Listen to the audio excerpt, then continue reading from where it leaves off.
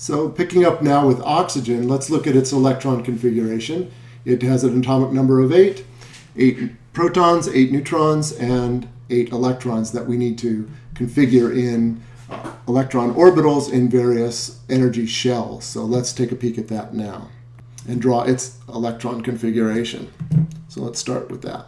So now we have oxygen. There are 8 protons, that's its atomic number. There are 8 neutrons, and therefore there are 8 electrons in oxygen. So let's look at its electron configuration. Here's the nucleus. We fill the first energy level, its s orbital is filled with 2 electrons. So we have 2 electrons there. So we have the first energy level, the s orbital has 2 electrons in it.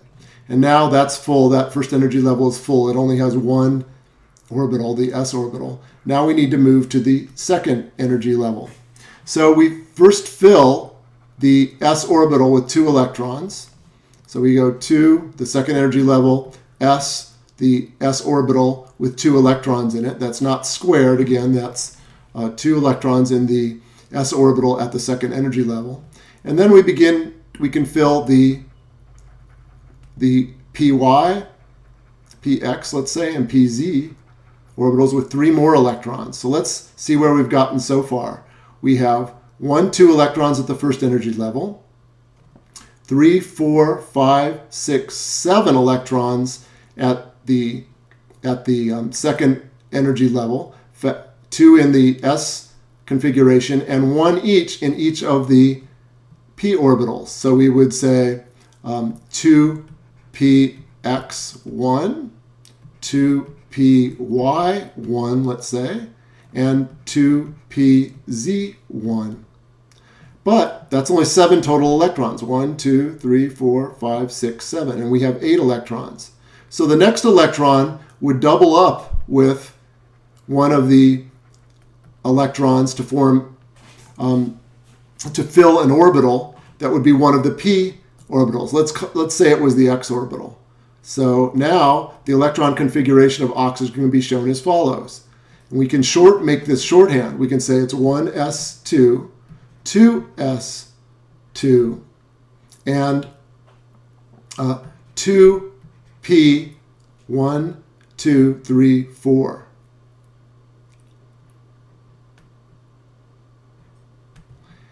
So as you can see then, we add up these electrons, 2, 2, that's 4, and 4 more is 8. We have our 8 electrons counted for.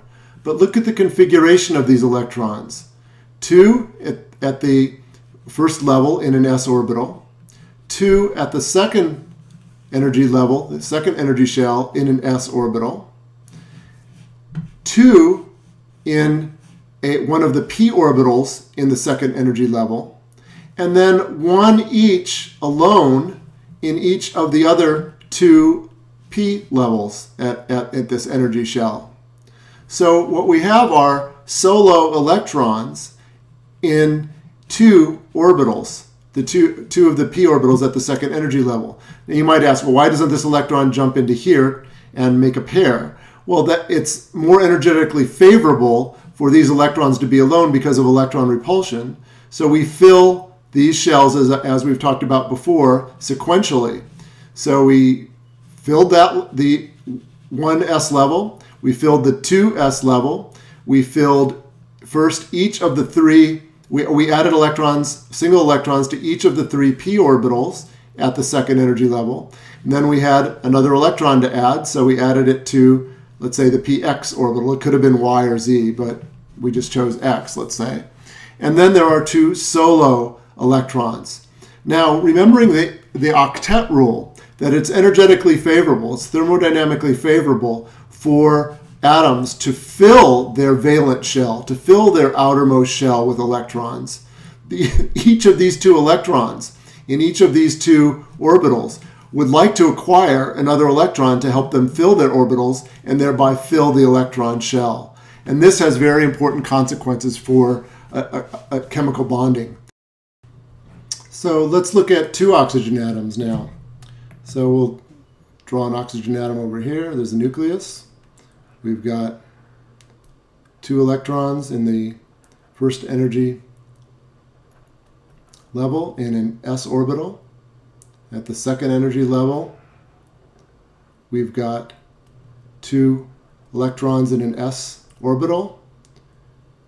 Say 2 electrons in one of the p orbitals, and then single electrons, I'm kind of drawing them close together here for a reason, single electrons in each of the other 2 p orbitals. So that's 1 oxygen atom. Well, if another oxygen atom comes along here and has the same electron configuration, 2 electrons in its first energy level in an s orbital, 2 electrons in an s level at the second energy level, 2 in one of the p levels, in one of the p orbitals, I should say, and then electrons singly in each of the other 2 p orbitals. These 2 oxygen atoms can share 2 of their electrons and thereby fill the p orbital, one of the p orbitals that prior to this only had 1 electron in it, and the other p orbital that only had 1 electron in it, and we thereby satisfy the octet rule. The outer electron shell now is filled. Each of the orbitals in the valence shell and the outer shell is now filled, and what we have here is molecular oxygen, O2. We've bonded these atoms together by the sharing of electrons. This sharing of electrons is called the formation of covalent bonds. Sharing electrons equals covalent bonding, and we'll come across that again and again. That's a very important principle. So having gone through that exercise with oxygen, we can now do some shorthand to understand the electron configurations in some other elements and understand their bonding properties. So keeping in mind now, in order to do this, keep the following in mind. There are 2 electrons available at the first energy level. We'll call that K. And there are 8 electrons available at the next energy level, L. So this is energy level 1, energy level 2. We sometimes use letters, we sometimes use numbers. At the third energy level, there are also going to be 8 available possible electrons. And what we're talking about at the third energy level is we're only talking about the s and p orbitals. We're not dealing with the d orbitals at this point. So just in biology, we're mostly concerned with elements with small atomic numbers, lower atomic masses. So this is really all we need to worry about. So in order to have all the valence electron shells filled, you would need if you were talking about something close to the third energy level, you would need 8, and 8 is 16 plus 2 is 18. And that is the number of electrons in argon. Argon would have both all 3 levels, 1, 2, and 3 energy levels filled, because it has 18 electrons, and that would completely fill the s and p orbitals in the valence level, the third shell, the highest energy level. If we consider neon over here, it has 10 electrons, so it doesn't need to worry about the third energy level here. It fills the K and L levels, and at the L level, the second energy level, that is completely filled with 8 electrons. Therefore, neon has its valence shell completely filled as well. And helium, we've already talked a little bit about helium, has 2 electrons. There's no need to put electrons into the second or third energy levels. Its 1s energy level is completely filled with 2 electrons. So actually, this whole group, the 8th group we call it, of the elements, are what are called the noble gases. I guess in chemistry, noble means non-reactive. These are the noble gases. Why are they non-reactive? Well, we know why they're non-reactive. Their valence shells are completely filled with electrons. They have no desire, if you will, no thermodynamic desire to go out and find another atom to share electrons with in order to fill unoccupied orbitals. All the orbitals are occupied for the noble gases. And these are used for various reasons too. When you excite them, they glow. You have neon lights, for example. We don't really need to talk about that. So let's clear that. So now let's just quickly move on, and we can quickly do a few others just to see how this works. Let's take carbon because it's so important. So let's take carbon. It has 6 electrons. Well, at the first energy level, there are 2 electrons. And at the second energy level, carbon will have 4 electrons for a total of 6 total electrons. But remember that the second energy level is capable of having 8 electrons. So we have 4 electrons there. So 8 minus 4, which is what we have, is there are 4 spots for electrons to fill orbitals in carbon at the second energy level.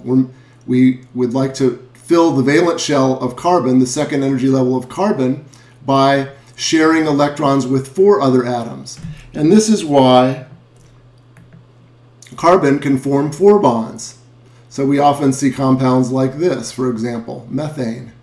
Carbon has 4 bonds with 4 hydrogens. The hydrogens are filling its valence level. It's first energy level valence. It only has 1 electron, therefore it would like it to have another to fill its orbital at the first energy level. Each hydrogen is sharing an electron with carbon, and carbon is sharing an electron with hydrogen. So they have pairs of electrons being shared here, here, here, and here. So carbon is sharing 4 pairs of electrons with each of 4 different hydrogens. And here that is CH4, or methane. We also can form double bonds. So for example, we know that we have already shown how oxygen likes to form 2 bonds to fill its valence shell. Carbon likes to form 4 bonds. So we can have oxygen satisfying its octet rule by sharing 2 pairs of electrons with carbon, and carbon can share 2 pairs of electrons with this oxygen and 2 with this oxygen, and this is CO2, or carbon dioxide.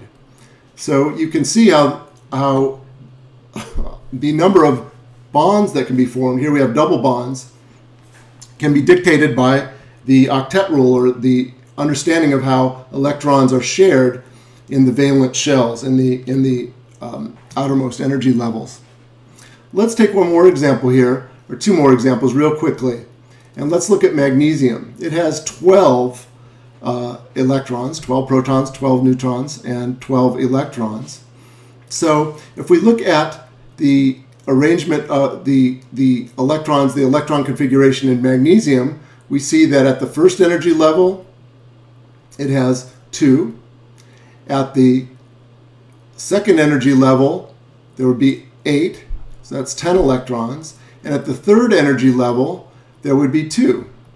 2 plus 8 plus 2 would be 12 electrons. And you can see that magnesium then, given that the third energy level would like to have 8 electrons,